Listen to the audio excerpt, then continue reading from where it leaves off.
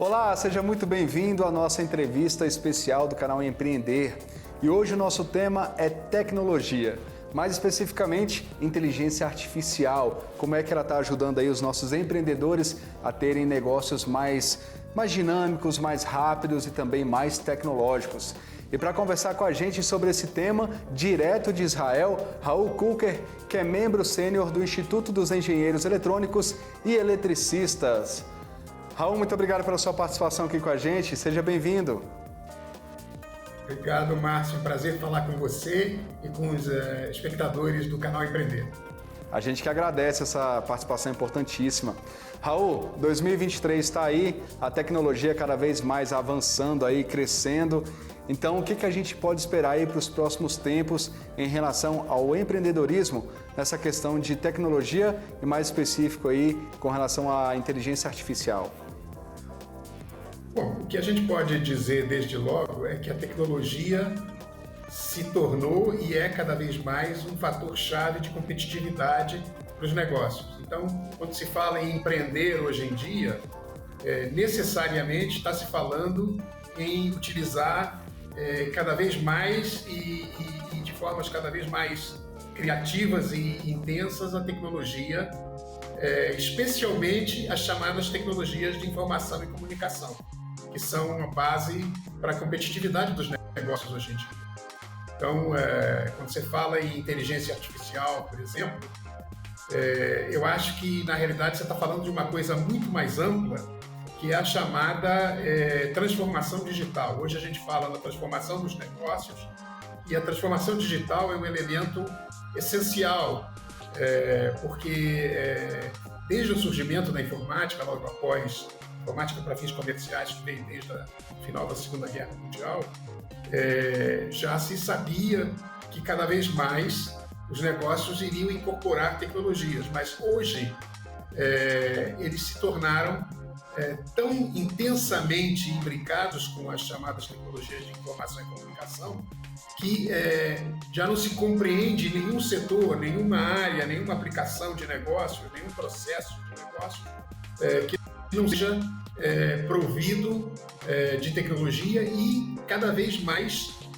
incorporando nativamente a chamada transformação digital, que envolve, além da inteligência artificial que você já citou, várias outras áreas emergentes, como computação na nuvem, internet das coisas, blockchain, e por aí vai.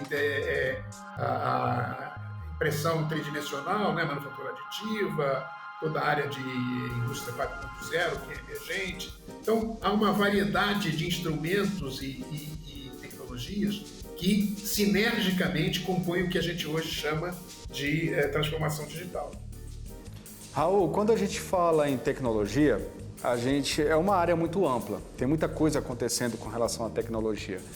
E aí nessa questão, hoje em dia as empresas estão investindo mais, de acordo com a sua experiência, na experiência com o cliente, em ter um trabalho com o cliente, ou elas têm investido cada vez mais na questão da funcionalidade da empresa? Por exemplo, a empresa que monta o seu estoque ali de acordo com a parte tecnológica para saber o que está entrando e saindo, e na questão dos clientes, nesse tratamento mais direto com eles, nessa relação direta com eles. Bom, Márcio, historicamente, ao longo desses anos todos em que a informática e as telecomunicações foram se desenvolvendo e foram sendo integradas nos processos de negócios das organizações, historicamente eram os processos de retaguarda, eram os processos administrativos, financeiros, mas um dos elementos revolucionários da introdução da transformação digital, como eu estava mencionando antes, é precisamente que a tecnologia chegou à ponta da interface com os consumidores, da interface com os cidadãos. Então, hoje, todos nós temos instrumentos que nos acompanham diariamente, o mais emblemático talvez seja o telefone móvel, o telefone celular, mas há mil outros gadgets, outros dispositivos que nos acompanham e que nos permitem transportar tecnologia conosco e interagir de forma tecnologicamente avançada. E, por outro lado, os negócios utilizam essas plataformas para dar aos consumidores uma experiência de consumo, de interação, não só cada vez mais eficaz, cada vez mais eficiente, como também cada vez mais prazerosa. Então, eu diria que hoje você tem as duas coisas. Você tem a retaguarda, a logística, a administração, as finanças das organizações cada vez implementando mais processos tecnologicamente avançados, mas você também tem a ponta do consumo, a ponta da conversa com o cidadão, no caso das organizações governamentais, do consumo de informações. E por cima disso tudo, você tem hoje uma tendência grande das organizações centradas em dados. Os dados assumiram a primazia, os dados hoje são o grande combustível, o grande elemento essencial diferenciador. Quem detém informação detém inteligência, detém a possibilidade de implementar processos mais eficazes e competir de uma forma mais intensa e potencialmente ser melhor que os seus competidores se conseguir fazer isso de uma forma boa. Raul, o senhor falou sobre dados e aqui no Brasil a gente tem a Lei Geral de Proteção de Dados, que é uma questão muito delicada, né? Afinal de contas, o cliente ou quem utiliza a tecnologia, ele acaba colocando as informações ali dele, né? CPF, endereço, identidade, número de cartão de crédito, enfim. E o empreendedor, ele está nessa busca pela tecnologia para conseguir esse trabalho mais próximo ao cliente, de oferecer mais conforto e também conseguir oferecer produtos melhores e serviços melhores. Mas aí tem essa questão, né? Aqui no Brasil, essa questão da legislação, que é preciso ficar atento, andar com esses dois pontos, né? Para não sair da regra e também garantir para os clientes que eles tenham a segurança de utilizar aquela tecnologia sem o medo de acabar tendo os dados vazados, né? É verdade. Você tocou num ponto que é fundamental, Márcio, porque não só no Brasil, né? Então, praticamente todo o mundo, sobretudo nos países avançados do mundo ocidental, você tem legislações cada vez mais completas e mais estritas de proteção aos dados pessoais. Isso é considerado hoje já como uma parte do próprio da essência do processo democrático, né? Mas, como os dados assumiram essa primazia de que eu estava falando antes, também era previsível, e se torna cada vez mais a realidade, que os governos e as pessoas se empenhem por proteger a informação que nós, como consumidores, colocamos à disposição dos nossos fornecedores de bens e serviços. Então, essas legislações e esses regulamentos estão se tornando não só cada vez mais aprimorados, como, sobretudo, estão se tornando cada vez mais enforçados, eles se tornam cada vez mais executadas, as legislações são tornadas eficientes pelo seu uso, né? Então, cabe aos negócios, cabe ao empreendedor, cabe às organizações estabelecer processos que sejam seguros do ponto de vista da responsabilidade para com os dados dos seus clientes. E, para além da regulamentação, da legislação, isso é uma questão de responsabilidade social e questões éticas estão envolvidas aí. Então, muitas vezes os negócios, em algumas áreas isso é muito visível, negócios dispõem de informações sobre você que talvez você mesma não tenha. Por exemplo, um cartão de crédito, através da coleta sistemática das suas transações de negócios, de compra e venda, ele acumula informações sobre você que permitem traçar perfis muito detalhados, de uma forma que talvez você mesmo não conseguisse ter de outra forma. Da mesma maneira, um supermercado, coletando sistematicamente as suas compras, os seus tickets, associando isso através de um cartão de fidelidade ou até mesmo do seu cartão de crédito ou de outras formas, sistematicamente associando você com as suas compras, permite que você deixe com o negócio valiosas informações sobre o seu comportamento, quando você compra, como você compra, que itens você compra, que valores médios de tickets você paga, seu comportamento financeiro, seu comportamento de crédito. Tudo isso vai acumulando e é uma informação que pode ser utilizada para melhorar o desempenho dos negócios, mas potencialmente também tem que proteger você da utilização indevida, da utilização irresponsável. Então, isso se entremeia com a questão da privacidade, a questão da segurança. Então, hoje em dia, ao lado da transformação digital, dessas tecnologias todas que eu mencionei no início, você tem uma componente fundamental que não pode ser dissociada, que é a questão da privacidade e da segurança. Ela tem que ser, para além da regulamentação de dados, a questão da privacidade e da segurança tem que ser considerada como primordial, como muito importante, como fundamental para ser preservada e para ser desenvolvida.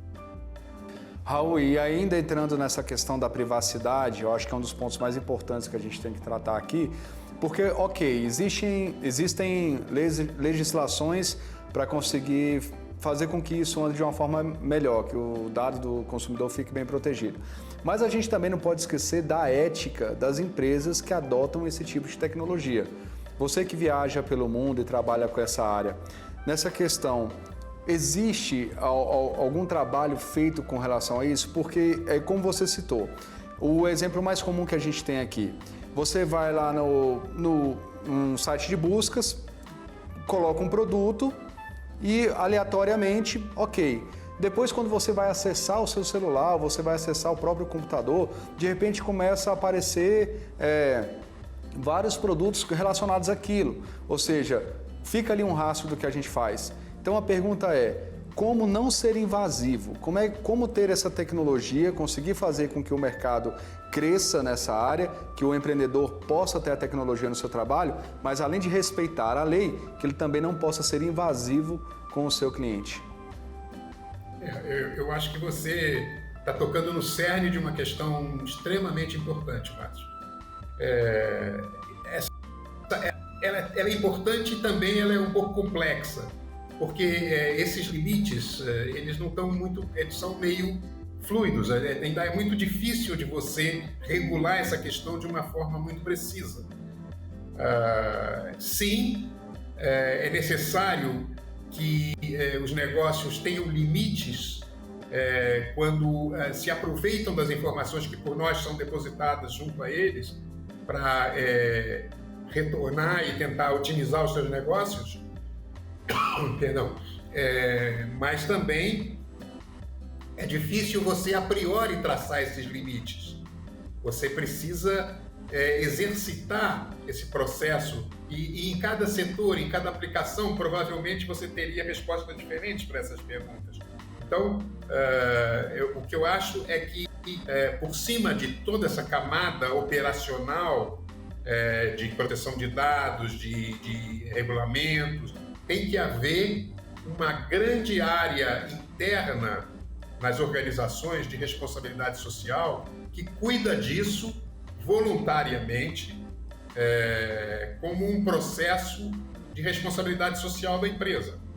Então, sim, a empresa vai continuar tentando te vender produtos e serviços, que é para isso que ela existe, ela vai tentar, dentro dos limites éticos aceitáveis, continuar te oferecendo produtos, mas ela tem que reconhecer que limites éticos são esses e ela tem que ser capaz de traçar esses processos de forma que esses limites sejam respeitados.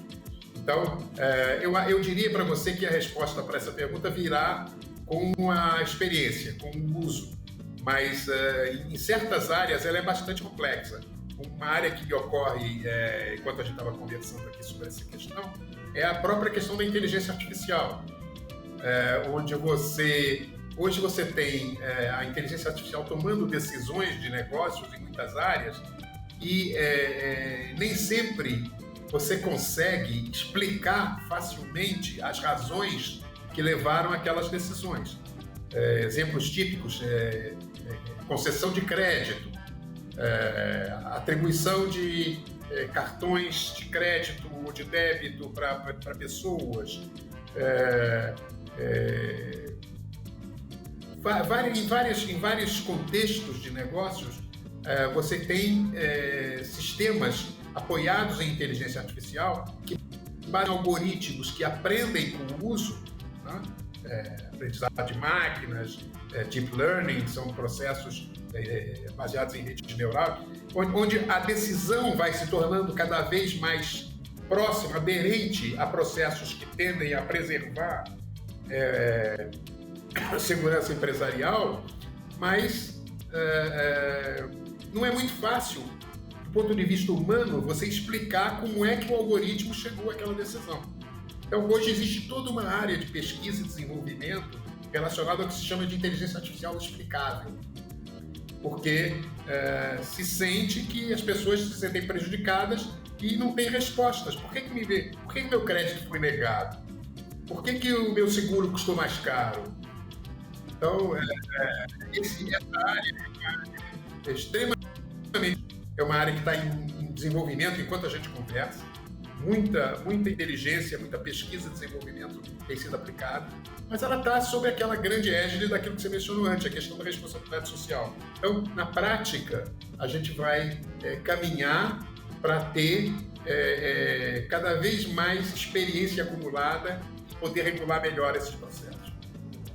Tem que ter um pouco mais de cuidado nessa área, né? A gente vai agora para um breve intervalo e na volta a gente vai continuar conversando sobre tecnologia e inteligência artificial. Daqui a pouquinho a gente está de volta, a entrevista especial no canal Empreender.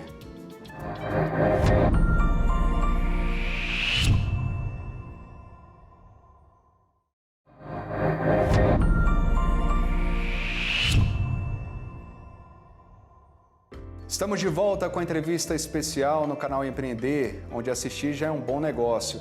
E hoje falando sobre tecnologia e sobre inteligência artificial. E conversando com a gente sobre esse assunto, a gente continua falando com Raul Kucker, que é membro sênior do Instituto dos Engenheiros Eletrônicos e Eletricistas. Raul, voltando ao ponto que a gente estava conversando, antes do bloco, a gente falou um pouco sobre essa questão da invasão, da privacidade. Indo agora por um outro caminho, a relação do trabalhador com o empregado. Por quê? Aqui no Brasil está se tornando muito comum as empresas, supermercados em especial, a começarem a ter aqueles token, né? Que ficam ali para a pessoa passar as próprias compras, pagar.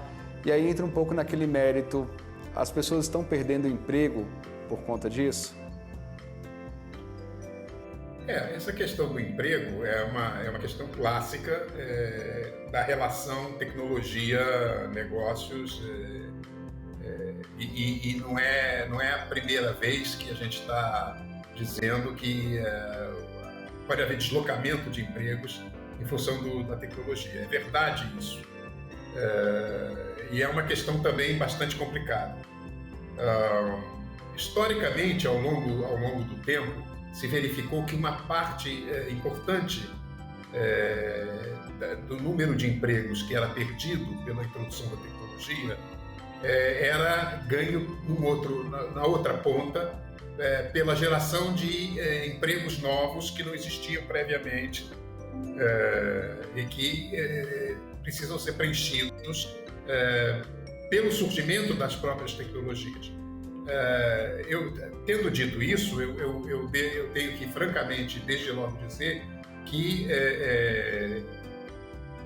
existem alguns problemas concretos relacionados com esse raciocínio. Em primeiro lugar, os empregos que são gerados pela tecnologia não são para as mesmas pessoas que foram deslocadas pelo aparecimento da tecnologia. Quando você introduz uma tecnologia que automatiza um processo, você desloca empregos que não são para aquelas pessoas, por questões de formação, de educação, para as novas posições que são abertas. Essas novas posições elas são abertas para pessoas que têm um outro tipo de formação. Então, qual é o desafio? O desafio é ter políticas educacionais e políticas de formação que contemplem esse hiato e que permitam, pelo menos parcialmente, retrenar pessoas para que possam ocupar algumas das posições novas que são abertas. Nunca vai ser direta esse processo, sempre vai ser um processo doloroso, né? No Brasil você tem, por exemplo, um número muito grande de empregos que foram deslocados, que foram preenchidos, para dar um exemplo bem concreto, geraram vagas de motoristas de aplicativos, né? Aplicativos de transporte urbano, né? E esse movimento ele permitiu que aqueles desempregados pela tecnologia e outras áreas pudessem ser acomodados, mas isso é uma situação de transição, porque nesse mesmo segmento de mobilidade urbana, onde você tem os Uber da vida, os aplicativos de transporte, você está vendo surgir no horizonte novas frentes, novas ondas de automação que potencialmente podem desembocar em transporte autônomo, né? A gente fala em carros autônomos, carros sem motorista, e as pessoas se surpreendem e dizem, mas isso não vai demorar muito tempo, isso tá... Não, as pessoas se enganam, não vai demorar tanto tempo quanto as pessoas pensam, vai demorar menos tempo do que as pessoas pensam. Então, aquele indivíduo que perdeu o seu emprego administrativo ou numa área que era contador de estoque de um negócio qualquer, industrial ou comercial, e que perdeu o seu emprego porque aquele processo ganhou uma automação que tornou menos necessária a presença processo que requisita menos empregados, ele passou a ser um motorista de Uber. Talvez daqui a 2, 3 anos ele enfrente um processo semelhante, porque os carros autônomos vão começar a transitar. Na realidade já estão transitando em muitas, já existem na Europa Ocidental, nos Estados Unidos, até aqui próximo de mim, tem caminhões transitando pelas estradas sem motorista já hoje em dia. Então, em algumas rotas selecionadas ainda, processos cuidadosos, tem problemas com essas tecnologias que a gente sabe que ainda existem, houve acidentes, mas isso são processos de transição. Daqui a alguns anos, essas tecnologias necessariamente vão ocupar o espaço. Então, isso vai acontecer, não é se, é quando. E, portanto, novamente haverá uma outra onda. A situação que a gente está vendo hoje com relação ao emprego é que cada vez mais empregos que a gente julgava que eram privilégios do ser humano, que só poderiam ser desempenhados por seres humanos, estão sendo absorvidos pela tecnologia. Isso é necessário, não se pode pensar, não se pode ter a ilusão de que esse processo possa ser barrado ou sequer limitado. Ele é uma onda que não vai ser detido, mas os governos e as sociedades planejar para minorar os efeitos do ponto de vista do emprego. Raul, a gente também não pode esquecer que as pessoas também precisam se atualizar, né? Afinal de contas, a gente está vendo um mundo completamente diferente com relação à tecnologia. Então, quem tem um emprego aí, né, nessa questão de emprego mais básico, né, nessa relação de atendente, essas coisas, também precisa se atualizar também, ter uma nova visão com relação a essa área e se preparar. Raul, você é uma pessoa que viaja muito pelo mundo, e aí a pergunta que fica é, como é que está o Brasil nessa questão da tecnologia? A gente está seguindo bem os países desenvolvidos, ou a gente está ficando para trás, ou a gente está conseguindo ter um ritmo bacana aí para conseguir também ter empresas bem desenvolvidas aqui no nosso país? Eu acho que não existe uma resposta única, isso depende muito dos setores que a gente utiliza, né? Existem setores em que o Brasil tem posições de vanguarda, né, notoriamente. Né? Se você olhar o agronegócio, se você olhar o setor aeroespacial, se você olhar certas áreas de automação bancária e financeira, sistemas de pagamento, o Brasil tem uma posição de destaque. Né? Hoje você tem o sistema de pagamentos do Brasil, não fica a dever a nenhum lugar do mundo, pelo contrário, ele é mais avançado dos países considerados industrializados, tecnicamente avançados. Então, existem setores em que o Brasil tem uma liderança, né? Mas em muitos setores o Brasil não tem uma liderança. O Brasil tem necessidade de correr atrás para não não perder competitividade, né? E isso abrange uma vasta gama de setores, de aplicações, né? Onde você precisa incentivar não só a pesquisa e o desenvolvimento na academia, em centros de desenvolvimento privado, cooperação internacional, como você precisa incentivar o desenvolvimento de processos de negócio novos, processos e produtos novos por parte das próprias empresas privadas, de organizações privadas. E isso, em muitos casos, é o sistema de inovação de que a gente está falando aqui, envolve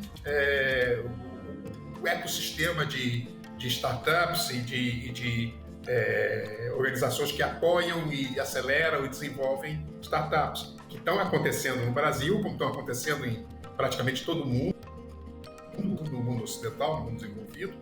Então, isso tem tudo a ver com o que a gente está falando aqui de explorar a tecnologia ao máximo, né?